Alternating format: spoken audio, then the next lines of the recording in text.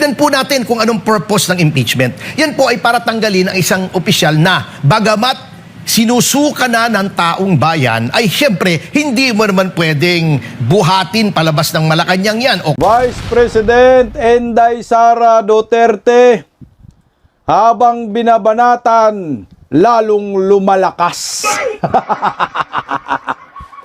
Wala nang kwenta ang mga banat dyan sa impeachment court ni Luistro Ngiwieng at ni anak ng kagwang mga mayayabang na kapunan.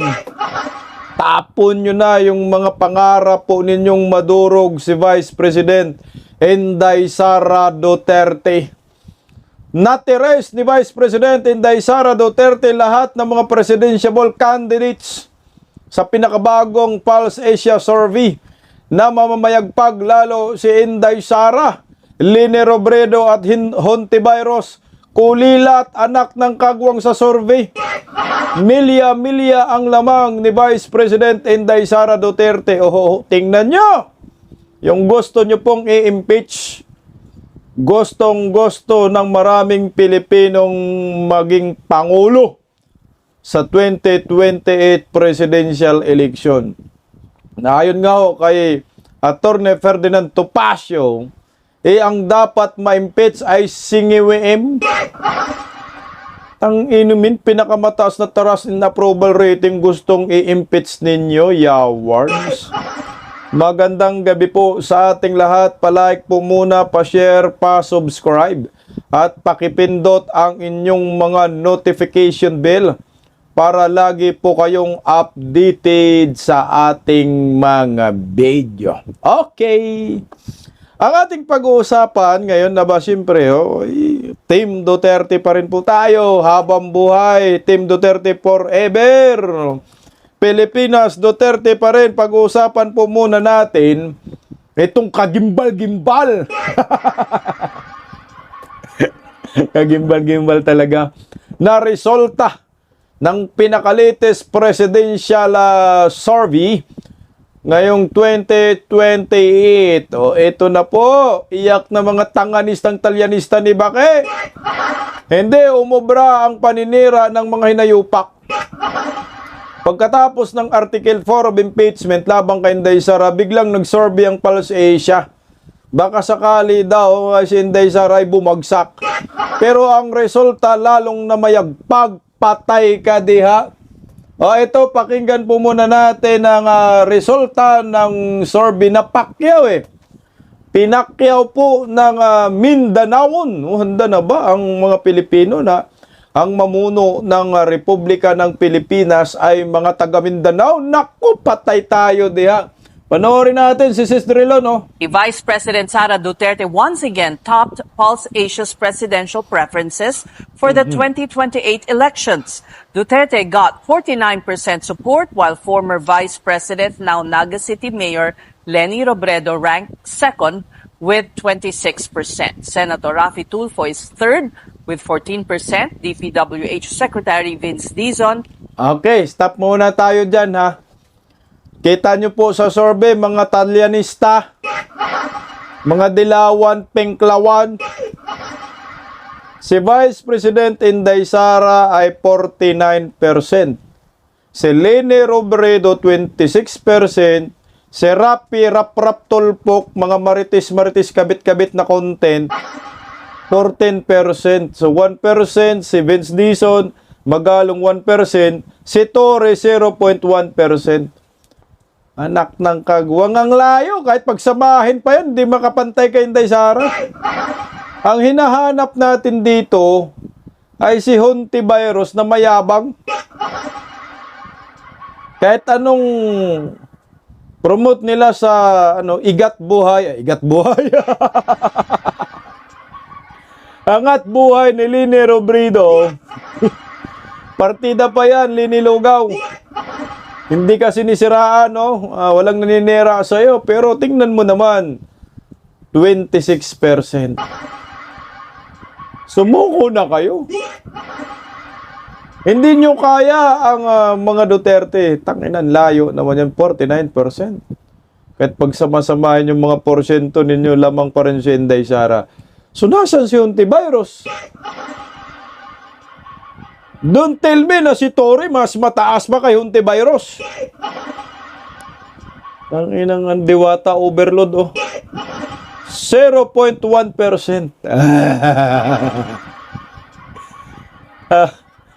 Pansinin nyo po yung mga pambato ng administrasyon. 1%. Wala mang 2 digit. Merong Tory, 0.1%. Si Rapitol po, alam ko, hugutin nila si Rapitol po. No choice sila. Yun lang naka 2 digit. Pero malayo pa rin yan. Sa 49%.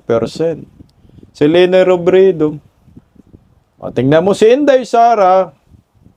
Kahit binugbog dyan sa impeachment court, 3 beses 1 linggo ang impeachment trial, patuloy pa rin na namamayagpag. Isa lang ho ang ibig sabihin nito. Si Inday Sara, ang gusto ng maraming Pilipino na next president. Tanggapin na ninyo mga Talyanista. O tika, nasan yung mayabang na Hontiveros? Saan ba? Nasaan ang survey niya? Nangampanya na nga ang hinayopak, oh. Pakinggan natin ulit, oh. And Baguio City Mayor Benji Magalong also figured in the list. Other names that emerged, Senator Robin Padilla, President Bongbong Marcos, Davao City Mayor Bas... Anak ng kagwang, oh. Bongbong Marcos, 0.1%. Si Robin, okay dyan kasi wala namang nasa vice presidential si Robin eh. Pero ito, anak ng kamote, si Pampilo Lacson. 0.02%, anak ng kamote. Tuta Soto, 0.02%. Diyos ko! Yung mga may pangarap maging pangulo, kawawa naman. Uy, nandyan si Risa? Ay, Risa, manguyot ka na lang. Salamat kaayo, Mr. Chair. 0.01%. Mas mataas pa si Turi sa kanya. Alam mo, Risa, wag mong subukan yan. Masisira buhay mo dyan. Talagang malayong malayo si Hontiveros. Hindi siya pang presidentiable. Kahit nga vice president, hindi siya uubra. Kahit nga senador, talo yan eh. Putang ina, nanalo lang naman yan dahil nakabudol eh. Wala yan, talo yan, maniwala ho kayo sa akin. Tingnan mo naman ang pinagmamayabang ng mga komunista. Di ba, Risa Hontiveros? Prinumot ka na sa Bacolod. To! Ano nangyari sa pambato ninyo, mga palangga? Ito na yung pinakamababa, 0.01%, anak ng kamuti. Pumayag ka rin siya, nailagay ka dyan. Pasurbe ng komunista, number 1 yan. Pikat! Mirese. Tuloy lang natin ng konti. Baste Duterte, Pasig City Mayor Vico Soto, Senators Ping Lacson, Tito Soto, and Risa Hontiveros, and Laguna Governor Sol Aragones. In the vice presidential race, ito Senator na. Bongo led the field with 27% support, ahead of Senator Rob. Okay, tika lang. Dito tayo sa vice presidential. Tingnan mo naman. Sa presidente, si Inday Sara talagang mataas na. Nasa tugatog na ng tuktok ng bundok. No? Hindi na maabot yan. Kahit anong gawin ho ninyo. Kahit anong banat ninyo dyan sa impeachment court. Wala na. Si Inday Sara gusto ng taong bayan. Subukan nyo i-convict. Talagang people power talaga. Makatikim talaga kayo. No? Dito naman sa vice president, tingnan mo naman. Solid Team Duterte. Pareho ang numero. Si Bongo, 27%. Si Senator Robin Padilla, 21%. Hindi naman po pwede maglalaban yan si Senator Bongo at saka si Senator Robin Padilla. So yung 27 at 21, i-plus natin yan. So 47%. Ang layo ni Bambini. Puta, Erwin Tulfo, Vice Presidente. Manguyot ka, Erwin. Diwata, sana tumakbo to si Diwata para heartbreak ito sa pagkatalo. Para landslide ang pagkatalo. Kiko Matsing, tatakbo yan. Grespo. Tang ina mo ni Grespo. Dapat ito si Grespo, sinama po yan sa investigasyon. Sila po yung may utak ng flood control talaga. Sila Escudero. Tingnan mo. Pag ito po ang pagbabasihan nating survey, no, na kung mangyayari man lang ho ito, mangyayari man talaga yan. Handa na kaya ang Pilipinas na pamunuan ng mga taga Mindanao? At handa na ba muli ang Pilipinas sa pagbabalik ng Duterte kamay na bakal? Patay kayo. Kasi kami handa na. Paano na yung mga bubonistang talyanista ni Baki, mga durugista, halakad diha. Grabe dito sa vice presidential preference. Sure win ang Team Duterte, walang makatalo. No? Kahit saan, kay Robin ba, kay Bungo. Sure win, no? Tayo dito. O tuloy, oh. Robin Padilla's 21%. Padilla, however, topped the survey for the 2028 senatorial race Ito, with senatorial. 48.4% support, followed by Pasig City Mayor Vico Soto at 47.9%. Others in the list were current senators. Teka lang, no? Ba't nandyan pa si Rapi Tulfo dyan sa senatorial preference? Ikis na yan. Vico Soto, anak ng kagwang, wag kayong bumoto dyan. Anak ng kamoto. O, tingnan mo si Robin Padilla, nilalait ho ng mga hinayupak, pero number 1 sa senatorial preference. Kailangan tumakbo muli si Idol Robin Padilla. Ayan, Alan Peter Cayetano, kakampi natin yan. Pumapasok. O, Loren Legarda, kakampi natin yan. O, ito, si Mark Villar. Sani Angara, anak ng kamuti. Wag na, oy! Ang inapabalik-balik na lang yan sa Senado. Nancy Binay, Manny Pacquiao, wag na, ikis na kayo yan. Team Duterte po kami. Tingnan mo yung Team Duterte dyan, pumasok sa, ilan yan sila? Top 9 ba yan? Tama, top 9. O, Alan Peter Cayetano, Robin Padilla, Legarda, Duterte pala talaga ho ito. Mark Villar, so 4 na agad yan. Alam mo, Manny Pacquiao, manguyot ka na lang, magboxing ka na lang dong. Tang inumin, matalo ka muli, maniwala ka sa akin.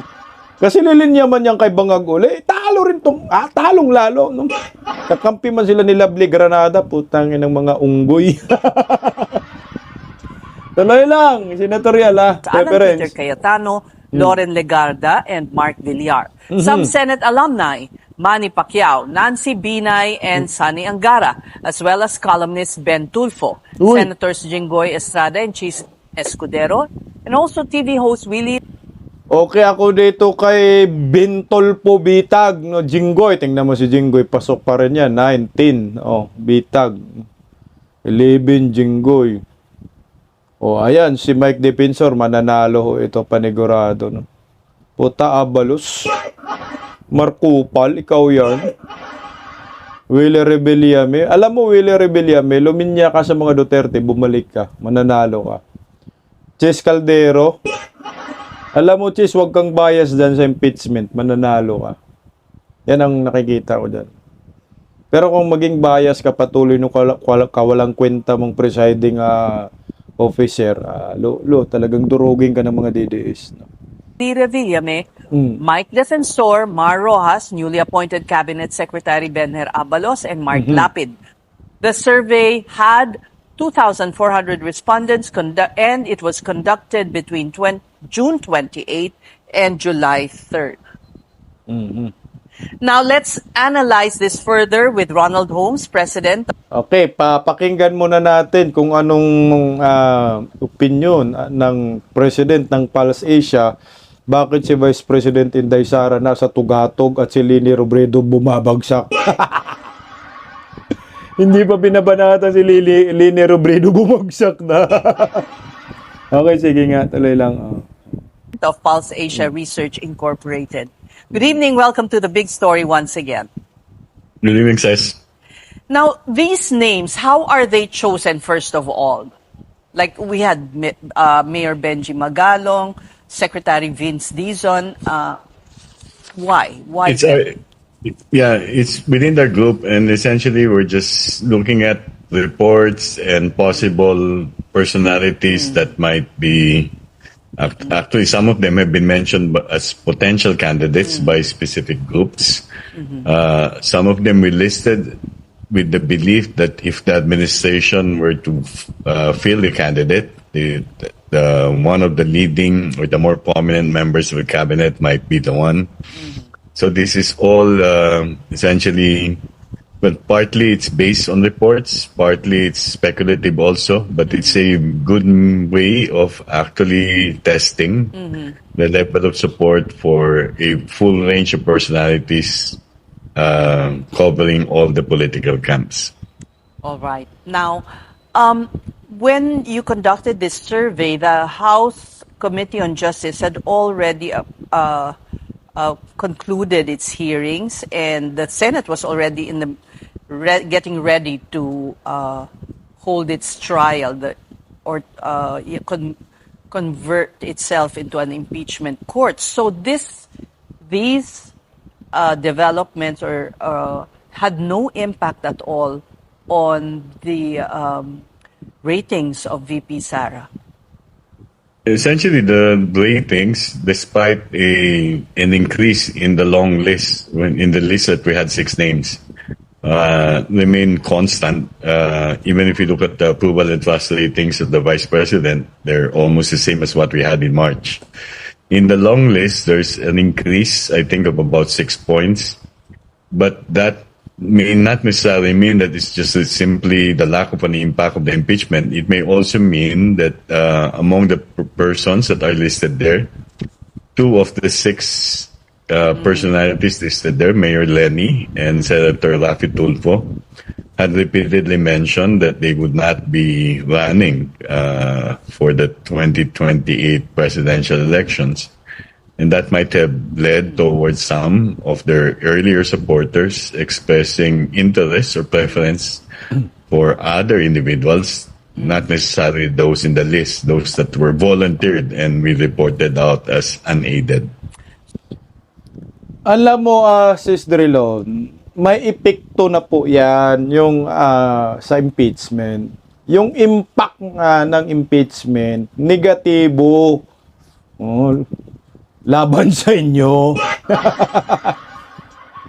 Pero sa amin, positibo. Bakit? Bakit nagiging positibo tuloy sa mga DDS kay Vice President Inday Sara? Yung impeachment trial. Alam nyo, mapipilitan po dito na itigil ng prosecution ng prosecutor ang impeachment trial. Kung ganito ang survey, na habang tinatrial si Vice President Inday Sara, ay lalo namang namamayagpag sa survey. Mantakin mo, hindi bumababa, lalong tumataas. Kahit sabihin po ninyo na hindi man pa nagdeklara si Leni Robredo, anak ng kagwang, alam na ng taong bayan yung diskarte ni Leni Robredo. Ginawa na nila yan noon, noong 2022, paayaw-ayaw, pero biglang nag-announce. Anong resulta? Kulilat. Wala na, ito na talaga yung epekto. Positive yung epekto sa amin, negatibo naman sa iyo. Kahit sabihin na si Rapi, hindi man lang si Rapi nagsabi na tatakbo. Eh kahit na magsabi nga, pag tiningnan po natin yung numero, malabo. Bakit? Kasi yung Duterte, solid na ang mga supporters. Kumbaga wala nang baklasan ba? Wala nang talunan. Ito na talaga kami, nasa 50% na talaga kami. 50% ng mga botante ay talagang pro-Duterte. Si 60% pa nga ho yan eh. So malabong-malabo yan na mahabol si Inday Sara. Sabihin na lang natin, ilan ba yung registered voters? Sabihin na lang natin 50 million. Kung 50 million yung registered voters, 50 million ha, anak ng kamote, yung kalahati dyan, 25 million. So, meron na kaming karga na 25 million. Pero makukuha pa rin yan ni Inday Sara more than 50%. Kasi ilan ba ang boto ni Inday Sara noong 2022 presidential election? Nakuha ni Inday 32 million. So more or less 75 to 80% ng mga botante makukuha ni Inday Sara. Baka nga mag 40 million pa si Inday. Puta, manguyot na kayo, mga 90%.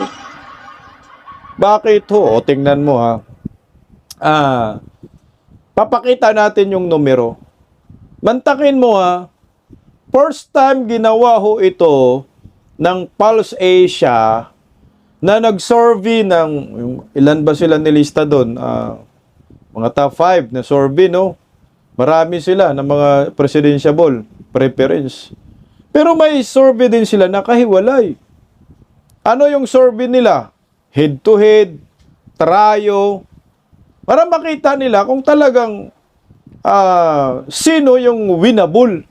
Sino yung gusto ng taong bayan? O, ito han. Unahin muna natin sa tatluhan. Nagulat ho ako, meron palang ganitong discard itong mga hinayupak. O, tingnan. Meron silang tatluhan. Ayan, o. Meron silang tatluhan. O, ito. Kung sakali, tatlo lang po yung tatakbo sa pagkapangulo. Sinong tatakbo? Si Erwin Tulfo, no, Risa Hontiveros, at Inday Sara. Tingnan mo. From 49% ni Inday Sara, pag tatlo lang sila tatakbo, so yung ibang boto, mapupunta pa kay Inday Sara, yung 49%, nadadagdagan pa ng 7%. Nakuha pa rin ni Inday Sara ang 56%. 16% kay Bindalo, yung sa kapatid niyang si Rapi, napunta sa kanya. Si Hontiveros, umangat ka na 13%. Isa lang ang ibig sabihin. Pag si Hontiveros at si Leni Robredo sabay tumakbo sa pagkapangulo, si Hontiveros walang bubuto sa kanya. Bakit? Yung Dilawan at saka yung Pinklawan susulit kay Leni Robredo, kasama na yung mga Talyanistang bubunista. Wala naman loyalista, konti lang naman yan. Dumami lang sila dahil sa Dilawan. So ngayon, wala. Na kailangan gawin ni Risa Hontiveros, wag ka muna Leni tatakbo kasi hindi naman daw tatakbo si Leni. Ako na lang para hindi masyadong kulilat, hindi masakit yung pagkatalo, at least makakuha siya ng boto. Mga 1 milyon siguro. Ito, meron pang tatluhan. Pinagtutulungan si Inday Sara. Tingnan mo. Kung tatlo lang sila tatakbo, Inday Sara, Bam Aquino, Erwin Tulfo. Si Erwin Tulfo, na-retained lang sila, 16%. Si Bam Aquino, 15%. So, nabawasan ng 2% si Inday Sara. Ibig sabihin, may Dilawan na talaga na gustong iboto si Inday Sara kasi umangat pa ng 2% kanina. Ngayon, nabawasan kasi nandun si Bam Aquino. Gusto nila si Bam.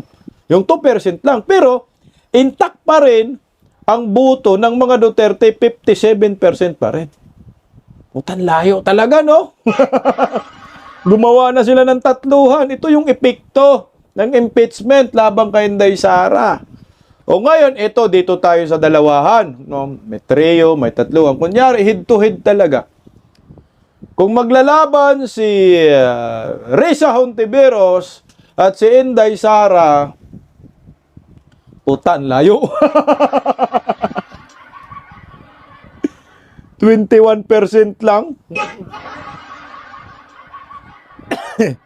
Si Hontiveros. Si Inday Sara, 60%, patay ka niya. Grabing pagkatalo yan, iyak. So, nandyan na yung ibang mga Dilawan, Pinklawan, nagiging solid kay Risa Hontiveros, pero hindi pa rin sapat na maaabot si Inday Sara kasi Inday Sara 60% man. No, yung ibang Dilawan bumuto na kay Inday Sara kasi tayo naglalaro lang naman tayo sa 57%, no? So yung 3% diyan sa 60% Inday Sara, mga Dilawan niya na Pinklawan na ayaw kay Risa Hontiveros. Pag sila ni Inday mag head to head. Pero ito naman si Leni Robredo, yung kakampi nila na pambato. Ayan, tingnan nyo. Sabi ko nga sa inyo si Leni Robredo, 39%. So, nagsulid na dito yung mga Dilawan at saka Pinklawan, pati mga loyalistang tanga. Di ba kayo? Nagsulid na sila dyan. Pero, yung porsyento pa rin na botante ng Duterte, sulit pa rin 52%. Sulit nga tayo 51 to 52%. Yan ang boto ni Inday Sara. Yan yung mga didiis na gustong iboto si Inday Sara. Oh. Sino pambato nila?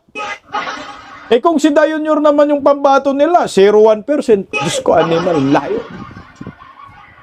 Ito po yung totoong epekto ng impeachment labang kay Inday Sara. Kaya sabi ko nga sa inyo kanina, mapipilitan ihinto ng malitagang ang impeachment kung ganito ang maging resulta. Alam ko sila nagkukomisyon siguro ito. Kasi isipin mo, kakatapos lang ng Article 4. 9 times na yung impeachment trial labang kay Inday Sara, biglang nag-survey. Pero yung resulta na mamayagpag si Inday Sara. So walang naniniwala sa impeachment, mas nakatulong pa kay Inday Sara. Yan ang nakikita natin. Pero ito, pakinggan po natin, sabi ni Atty. Salpanilo, kung sakali daw ay si Inday Sara ay i-convict nila, mikos-mikos. Kasi wala nang paraan ang mga hinayupak para matalo si Inday Sara, kundi conviction lang sa impeachment court. So ito, pakinggan natin. Tingnan mo ng numero ni Inday Sara. Grabe. Atty. Salpanilo, pakinggan natin. Mo yan si Senator Robin Padilla. During the survey, tumatakbo lang yung survey niya sa number 9, 10, 11, 12, sa 13 pa, balik sa, ano din sabi, nasa bottom line. Marami nga nagsabi, hindi mananalo yan. Ex-convict yan. Artista lang yan. Hindi naman graduate yan. Walang aral yan. Munting lupa. Ang hindi nila alam, ito, graduate ito ng criminology. Criminology. Alam niyo, pag nag-aaral ka ng criminology, nag-aaral din ngayon ng batas. Correct. Kailangan niya kasi enforcer ka ng batas. Gusto mo maging police. So, graduate si Senator Robin Padilla. Pangalawa, may sentido komon yan kung mapapansin niyo. May common sense. Meron siyang katutubong talino. Maliban pa sa humble na tao. Kaya sabi ko sa kanya, kasi kasabay ko yan ng tumangko. Sabi ko, oh, Robin, tanda ko sasabihin ko sa'yo. Ikaw ang number one. Huwag mong intindihin yung mga detractors mo. Yung nga mo si Tulpo, number one sa survey, wala yan. Walang binatbas sa'yo. Wala kaming binatbas sa'yo lahat. Ikaw ang number one. Siyempre, hindi po, okay lang sa akin number 2. Hindi. Tanda mo number one ka. Wala ka naniniwalang mananalo, pero sinabi ko, number 1 ka. Tandaan mo yan. O ano nangyari? Disyaklahan. Pag si Robin, kasi nakikita ko ang kanyang charm, nakikita ko yung kanyang talino. Saka tingnan nyo ha, sinong senador na nagtatalumpati dyan sa wikang Pilipino? Siya lang. Walang iba. Walang iba. Kaya yung sambayanan na majority ay hindi naman marunong English. Maintindihan siya. Kaya kayong mga mainstream media, pwede ba? Kung sa pag-menos mo sa intelligence ni Senator Padilla, alagay ko, ang tinutukoy niyo yung mga sarili niyo. Andaan niyo, sinasabi ko sa inyo, sabi ko na Senator Robin Padilla, sabi ko niyo sa asawa niya, o alam mo, sinabihan ko, mag-top siya, hindi siya niwala, number 1. Okay, sasabihin ko sa kayo, pag si Inday Sara hindi tumakbo for whatever reason, papatakbuhin natin si Robin Padilla, siya susunod na presidente. Tingnan nyo. Magiging presidente yan. Presidente na ang tingin ni Atty. Sal kay Senator Robin Padilla. Kasi pag tinignan rin po natin yung numero, mataas din si Robin sa Vice Presidente. Si Bungo rin mataas. So, either Bungo or Robin Padilla yung pagpipilian. Pero kaso, ang PDP laban ngayon, ginugron nila si Mayor Baste Duterte. Si Duterte, gusto nila Duterte pa rin. No, kung sakali ba may mangyari na hindi maganda kay Inday Sara, imikos talaga nila dyan sa impeachment court kasi sabi nga ni Idol, mukhang gusto talaga nila i-convict si Vice President Inday Sara eh. Yung threshold, ipilit nilang ibababa. No? Pero magkaroon ng people power pag ganyan sa nakita ko. Pagpilitin talaga nila si Inday Sara na i-convict dyan sa impeachment court. Isipin mo, lantad na lantad, halatang halata na sila sa kanilang ginagawa. Mataas na rating sa pagkapangulo, i-convict nila, gaguhin nila. Kasi nga, hindi nila kayang talunin sa 2028 election. Dito na lang sa impeachment court nating gaguhin dahil kaya pa nating imikos. Eh puta, baka ang Pilipino maghurumentado ng todo, magkaigit-igit si Marcos dito. Kaya nga sabi nga ni Atty. Ferdinand Topacio, putya kung meron mang ma-impeach, walang iba kundi si Bangag. Ano mang ginagawa, pasakit yan sa bayan eh. Pakinggan natin si Atty. Ferdinand Topacio. Ulat tungkol nga sa pagtaas no nitong trust at approval rating ng Vice Presidente. Ito'y sa gitna ng impeachment trial laban po sa kanya, attorney. Ano po masasabi po ninyo? Alam niyo po, yan nga ang irony. Alam niyo po, yung mechanism of an impeachment ay para tanggalin ang isang tao na lagi lang sinasabi, no? Paulit-ulit. Betrayal of public trust. Tignan po natin kung anong purpose ng impeachment. Yan po ay para tanggalin ang isang opisyal na bagamat sinusuka na ng taong bayan, ay syempre, hindi mo naman pwedeng buhatin palabas ng Malacanang yan o kung mahistrado, palabas ng Korte Suprema at ihagi sa lansangan. Syempre, kailangan tanggalin mo yan.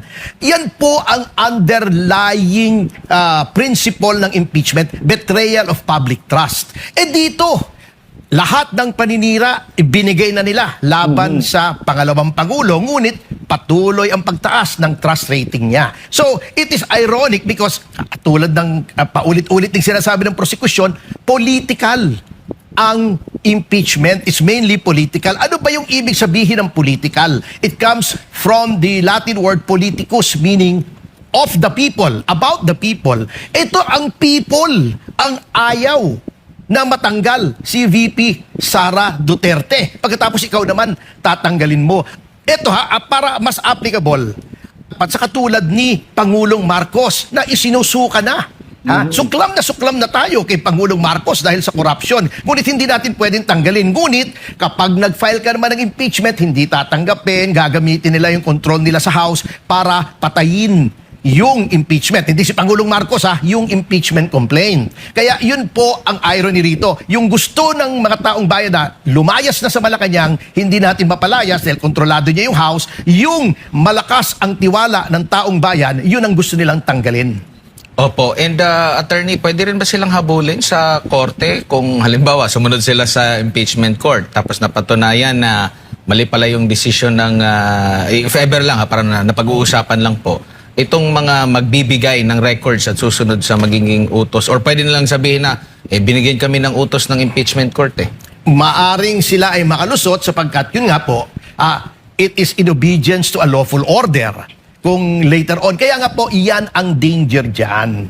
Ang problema po, fearless forecast. Baka payagan because the majority will now use its tyranny of numbers na alam naman nila na wala sa lugar. Hindi wala sa lugar yung Sampina, ngunit wala sa lugar yung scope, yung lawak ng Sampina. Can you imagine from 2007 up to the present hihingin mo? Bakit hindi lang yung 2022? Alam mo that it is an overbreadth, overreach. Sa constitutional government po ay hindi po ipinahihintulot yung tinatawag na roving commission o yung carte blanche. Parang blank check yan nabibigyan ka ng cheque, ikaw bahala maglagay kung magkanong amount. Pwede ba naman yon? Sinong papayag nun, di ba? So, yun po ang danger dyan. Bago makapag-rule ang Korte Suprema, katulad nung nangyari kay CJ Corona, ay tapos na ang impeachment trial at na-impeach na po, na-convict na si CJ Corona. Yan ang danger dyan. And the fact na baka gamitin yang sa propaganda value versus its value as evidence in arriving at the truth. Those are two different things eh. Propaganda at katotohanan. Ang prosekusyon, laging umaasa na lamang sa propaganda sa trial by publicity. Correct. Dito ako dudugtong sa sinasabi ni Attorney Topacio na ang dapat ma-impeach ay si Bongbong Marcos. Dapat talaga yan ang ma-impeach. Mantakin mo si Vice President Inday Sara na sinasabi nila na mayroong betrayal of public trust. Grabe, nakakatakot, no? Trust rating 58%, approval rating 56%. Sipin mo, ang tiwala ng maraming Pilipino ay nanatili pa rin sa kay Inday Sara. Ganong kataas yung trust rating, approval rating ni Inday Sara. Hindi nga umubra yung mga impeachment, paninira nila. Tingnan mo si Bongbong Marcos. Pinakita rin yan sa impeachment trial, di ba? O, tinanong si Matibag, betrayal of public trust. Tangin naman, ito dapat yung in-impeach. Ito dapat yung nakasalang ngayon sa impeachment court. Ang daming issue. Flood control, anak ng kagwang, nasa nangiwim, buwisit ka.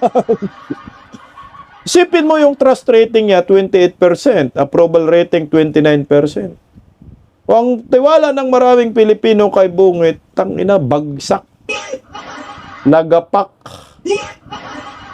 Sa kanya lang naman naitala yung pinakamalawakang korupsyon sa ating bansa. Trilyon-trilyon na pinag-uusapan. Marlica Investment Scam, GSIS, SSS, PDIC, ang dami. Daming hinahanap nating pera, binta ng ginto, binta ng mga ari-arian, anak ng kagwang. Sa kanya lang. Utang ng Pilipinas, grabe, ang laki na, mag 19 trillion na, utang ng utang, wala namang pinagawa. O, isipin mo. 28%, pulang-pula yan. Ay babawas yung net positive, plus and minus para makuha mo yung net satisfaction rating. Ma-minus mo lahat yun sa previous niya. So ngayon ang mangyayari negative 17%. Saan nga po yung dapat ma-impeach? Ginago nga ho tayo dito sa totoo lang eh. Isipin mo yung pinagkakatiwalaan ng maraming Pilipino, yun yung gustong i-impeach. Pero yung taong sukang-suka ng mga Pilipino, hayahay ang buhay, hindi pa-impeach. Sinong tinarantado? Tayo. Magkano ba yung gastos dyan? Mantakin mo, ilang beses na? Nag-hearing dyan? 9 times na. O, 225 million na yung itinapon ng maraming Pilipino. No, lugi na tayo. Tapos hindi pa tamang tao yung i-impeach. I-convict. Dapat yung i-impeach si Bungit. Anak ng kagwang.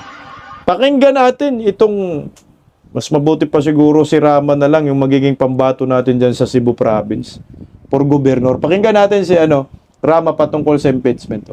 Ang unang tinalakay po sa impeachment ay sinasabing betrayal of public trust daw na nagawa ni Vice President Sara Duterte. Pero kung pagbabasehan mo itong mga malalaking survey na mga kilalang survey firms, napakataas ng rating sa lahat ng mga mataas na opisyal, including ang presidente, sa trust, sa satisfaction, sa approval rating. Parang kabaliktaran ito doon sa kanilang inaakusa. Ano ba masasabi niyo po dito, Attorney? Kailan ba sila talagang matino nagbigay ng what is required, which is the truth? And if you are a Christian, if you have God, God is the way, the truth, and the life. What is prevalent? Nakikita mo yan, mga ayoko na because I would be accusing, I will be alleging, etc., etc. Pero as a lawyer, no matter what, and then as a supporter, I would like to be very clear. VP Sara, binabantawag ko sa kanya, Presidente Sara Duterte. Kung tutusin mo, mahabang istorya, MJ, Si Mike Rama sa Cebu, member ng UNITIM, Marcos Duterte. Kaya, cut the story short, marami nangyayari. Kasama ako, nagiging being oppressed, being persecuted, pero hindi ako maghihinto. Hindi ako hihinto to bring the truth. At yan ang kailangan natin. Ano ba nangyayari dyan sa impeachment trial na yan? In aid of grandstanding, in aid of election, or in aid of wasting government funds? Puta, lahat yun, Attorney Rama. Wasting of government funds in aid of election. Yan talaga yan. Kasi hindi nila kayang talunin si Inday Sara. Paano matalo si Inday Sara? Nagsama-sama na nga yung mga demonyo dyan sa Senado, Kongreso, pati sa Palacio de Polvoron. Putang ina, lalong lumalakas. Ay, tiris ang mga hinayupak. Walang panlaban sila, as in. Sino bang panlaban nila kay Inday Sara? Si Hontiveros, 0.1% yaward. Si Lina Robredo, hindi pa binabanatan ng black propaganda. Putya, hindi pa rin makarating kay Inday Sara. Si Inday Sara, binabanatan niya ng binabanatan. Halos araw-araw mga paninira. Nakatayo pa rin. O saan kayo lulugar? Suko na lang ho kayo. Tanggapin nyo na po na ang itinadhana po na next President of the Republic of the Philippines sa 2028, si Vice President Inday Sara. Kasi kung hindi yan itinadhana kay Inday Sara, dapat unang taon pa lang na paninira ni Tambaluslos kay Inday Sara ni Baki, bagsak na si Inday. Pero ano ho ang nangyayari? Palakas ng palakas si Inday Sara, parami ng parami ang mga nagmamahal sa kanya, parami ng parami ang grupo na Inday Sara na sumusuporta sa kanya. Tingnan mo naman yung mukha ni Inday Sara, napakaganda. O, di ba? Tinira ninyo si Inday Sara. Laya, punta muna tayo sa Dubai. Ngitian lang natin sila. Kasi alam ni Inday Sara, wala siyang ginawang kasalanan. Hindi magtatagumpay dito si Baki. Kasi ang may utak talaga yan, si Baki, mukha pa lang, palakang-palaka na eh. Budlat na budlat. Ang tanong, napabagsak ba nila si Inday Sara? Wala na. Yung kanilang pasabog na si Matibag, nagiging kwitis, nagiging pisot. Yan ang maliwanag. Yung impeachment labang kay Inday Sara ay napaganda pa. Lalo siyang tumaas sa rating, approval rating, presidential survey, at wala na pong makakatibag kay Inday Sara. All out na yan nila. Ubusin na nila yung kaban ng bayan. So Inday Sara ay itinadhana po talaga yan. Magiging next President of the Republic of the Philippines. At si Bongbong Marcos, ang tadhana din yan, makulong yan. Hindi sa dahig, kundi dito sa kulungan ng ating bansa. Kailangan makulong yung hinayupak yan. Tangina. Sandamakmak na planderkis. Mabuhay tayong mga Pilipino. Alam nyo na, Pilipinas, Duterte pa rin. Paggising sa umaga, tanghali at gabi, nakikita ko ang post niya, ang hapdi. Paano nga ba to? Di ako makatanggi. Watch ko na lang at isipin ng mabuti. Disdak Pilipinas. Disdak, tinig ng katotohanan. Sa bawat vlog may laban sa kasinungalingan. Mulat ang mata, gising ang masa. Disdak Pilipinas.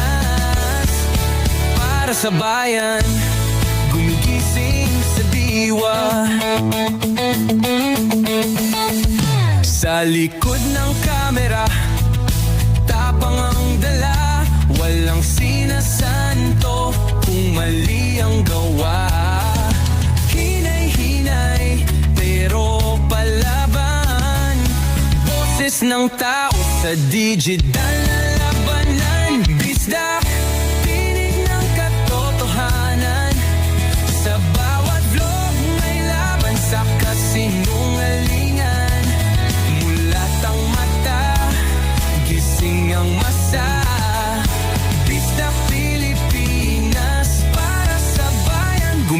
gising sa diwa.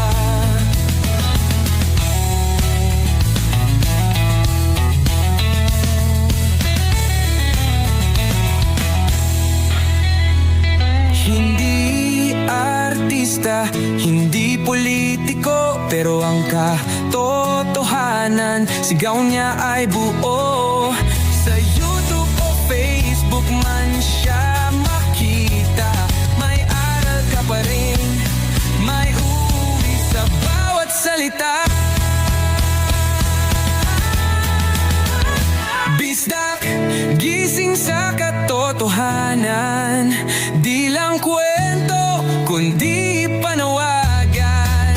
Sa bawat Pilipinong naghahanap ng liwanag, Bisdak Pilipinas, kasama sa pagbangon ng bayan.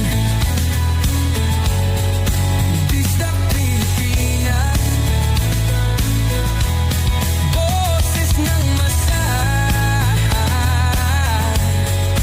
gising ng diwa. Sa vlog mo, may pag-asa.